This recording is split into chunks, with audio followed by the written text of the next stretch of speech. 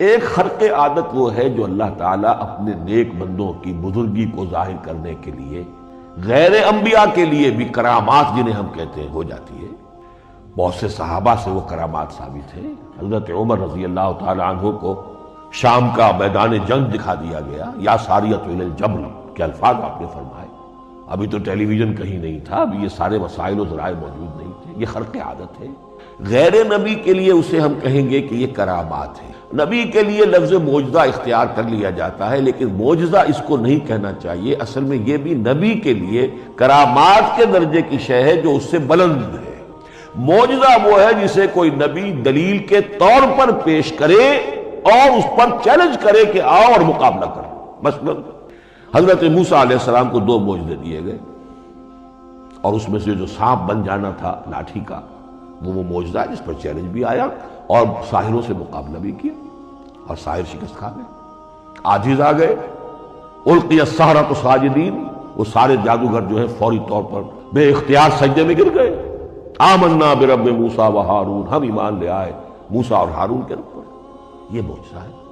اس معنی میں محمد الرسول اللہ صلی اللہ علیہ وسلم کا معجزہ صرف قرآن حکیم۔ قرآن مجید میں آپ سورہ انعام میں بھی دیکھیں گے بہت ہی شدت کے ساتھ، سورہ بنی اسرائیل میں دیکھیں گے بڑی تفصیل کے ساتھ معجزے طلب کیے گئے۔ آپ اس مکے کی سرزمین میں ابھی ہمارے دیکھتے ہی دیکھتے چشمہ نکال دیجئے، ہم مان لیں گے آپ اللہ کے رسول ہیں۔ آپ ہماری نگاہوں کے سامنے آسمان پر چڑھ کر دکھائیے، پھر وہاں سے کتاب لے کر اتریے، پھر ہم سمجھ لیں گے آپ اللہ کے رسول ہیں۔ آپ کے لیے چشم زدن میں کوئی محل سونے کا چاندی کا تیار ہو جائے، مان لیں گے آپ کو اللہ کے رسول ہیں۔ آپ اس بے آب و گیا وادی میں فوراً ایک باغ جو ہے اپنے لیے بنا کے دکھا دیں، مان لیں گے کہ آپ اللہ کے رسول ہیں۔ ایسے تمام مطالبات پر اللہ تعالیٰ کی طرف سے کوڑا جواب ملا، اللہ اس قسم کی کوئی شے نہیں دکھائے گا۔ بلکہ سورہ انعام جب ہم پڑھیں گے وہاں تو بہت ہی واقعہ یہ ہے کہ اس کو پڑھ کر رقت طاری ہوتی ہے کہ ایک موقع پر ایسا محسوس ہوتا ہے کہ حضور صلی اللہ علیہ وسلم کی طبیعت مبارکہ میں یہ خیال پیدا ہو گیا کہ اللہ کو ایسی شے کو دکھائی دی جائے تاکہ چپ تو ہو جائے، نہ بھی مانیں گے چپ تو ہوں گے، ورنہ تو عوام کے سامنے ان کی دلیل مجھ پر قائم ہو رہی ہے کہ بھائی یہ رسالت کے مدعی ہے، ہم کہتے ہیں معجزہ دکھاؤ، معجزہ نہیں دکھاتے، تو پوزیشن میری جو ہے کمزور ہو رہی ہے۔ وہاں جس انداز میں اللہ نے کہا ہے، ہرگز نہیں، اے نبی اگر آپ کے اختیار میں ہے تو کہیں آسمان پر سیڑھی لگا لیجئے یا زمین میں سرنگ لگا کے کوئی معجزہ لا سکتے ہو تو لے آئیے، ہم نہیں دکھائیں۔ رقت طاری ہوتی ہے۔ تو حضور کا معجزہ اس معنی میں صرف ایک ہے اور وہ قرآن ہے۔ اچھا، اس کے لیے کیسے کیسے چیلنج کیے گئے؟ ام یقولون تقولہ بل لا یؤمنون فلیاتوا بحدیث مثلہ ان کانوا صادقین، سورۃ الطور۔ کیا ان لوگوں کا کہنا یہ ہے کہ یہ کلام خود محمد نے موضوع کر لیا ہے صلی اللہ علیہ وسلم؟ تو اگر ایسی بات ہے تو وہ بھی ایسا ہی کلام پیش کر دیں۔ تحدی، اس چیلنج کو کوئی قبول نہیں کر سکا۔ کم سے کم اس شرافت کا اقرار کرنا پڑتا ہے کہ اس وقت عرب قوم میں یہ شرافت تھی کہ کسی نے اٹیمپٹ بھی نہیں کی، ورنہ کوئی شخص الٹی سیدھی عبارت لکھ کر لے آتا اور کھڑا ہو کر کہہ دیتا کہ ٹھیک میں کہتا ہوں یہ ہے، یہ قرآن کی طرح کا کلام ہے، نہیں، کسی نے نہیں۔ تاریخ یہ بتاتی ہے کہ اس تحدی کا کوئی کسی نے قبول نہیں کیا۔ اسی طرح فرمایا سورہ بنی اسرائیل میں قُلْ لَئِنِ اجْتَمَعَتِ الْإِنسُ وَالْجِنُّ عَلَىٰ أَن يَأْتُوا بِمِثْلِ هَٰذَا الْقُرْآنِ لَا يَأْتُونَ بِمِثْلِهِ وَلَوْ كَانَ بَعْضُهُمْ لِبَعْضٍ ظَهِيرًا۔ چیلنج ہے، اے نبی کہہ دیجئے اگر تمام انسان، تمام جن مل کر بھی چاہیں کہ ایسی کوئی کتاب وہ مرتب کر لے، نہیں کر سکیں گے، چاہے وہ سب کے سب ایک دوسرے کی مدد کریں، ہے کہ نہیں چیلنج؟ اسی طریقے سے سورہ ہود میں فرمایا، اب اس کو کہتے ہیں برسبیل تنزل، پوری کتاب نہیں لا سکتے قرآن جیسی، چلو تو 10 سورتیں لے آؤ۔ قُلْ فَأْتُوا بِعَشْرِ سُوَرٍ مِثْلَهُ مُفْتَرِيَاتٍ، اے کہیے نبی، سورہ ہود کی آیت نمبر 13 ہے، اس جیسی کوئی 10 صورتیں لے آؤ۔ 114 نہ صحیح، 10 صحیح۔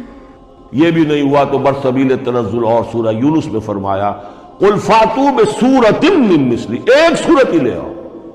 اور اسی کو سورہ بقرہ کے 3 رکوع میں دہرایا گیا، وَإِن كُنتُمْ فِي رَيْبٍ مِّمَّا نَزَّلْنَا عَلَىٰ عَبْدِنَا فَأْتُوا بِسُورَةٍ مِّن مِّثْلِهِ وَادْعُوا شُهَدَاءَكُم مِّن دُونِ اللَّهِ إِن كُنتُمْ صَادِقِينَ۔ لیکن نوٹ کر لیجئے کہ کسی نے یہ جرت نہیں کی، نہ قرآن کے اس دعوے کو چیلنج کیا، نہ کسی نے مقابلے کی کوشش کی، نہ کوئی اپنی کوئی تصنیف و تالیف یا اپنا کوئی کمپوزیشن لا کر اور یہ دعویٰ کر کے کھڑا ہوا کہ جمع کر لیجئے، منصف بلا لیجئے، کوئی کمیشن بٹھا لیجئے، میرا یہ کلام بھی بالکل ہم وزن ہے اس کلام کی، نہیں۔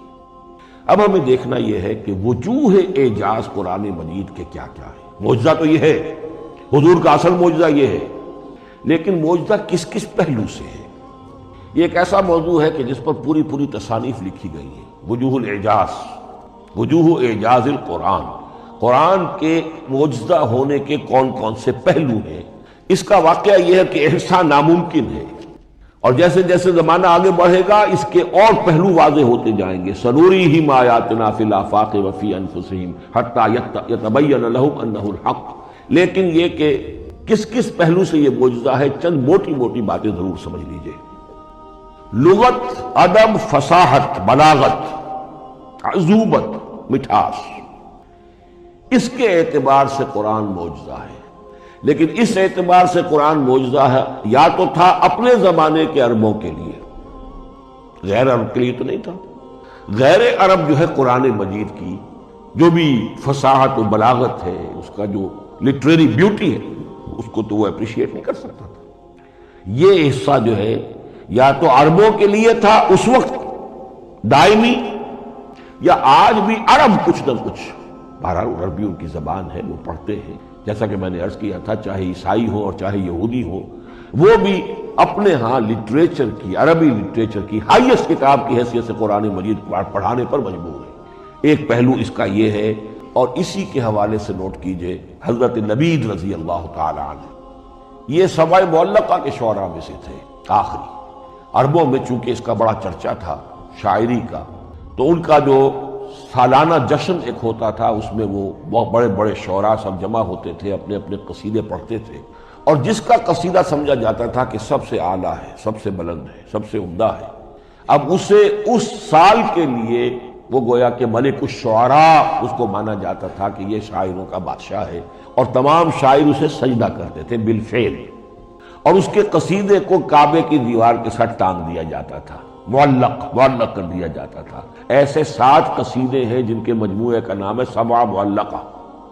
اس سبع معلقہ جو ہے 7 جو سلسلے ہیں، ان میں آخری حضرت لبید کا ہے۔ وہ ایمان لے آئے، ایمان لانے کے بعد انہوں نے شعر کہنا چھوڑ دیا۔ اس پر حضرت عمر نے ایک دفعہ ان سے کہا کہ لبید اب آپ شعر نہیں کہتے۔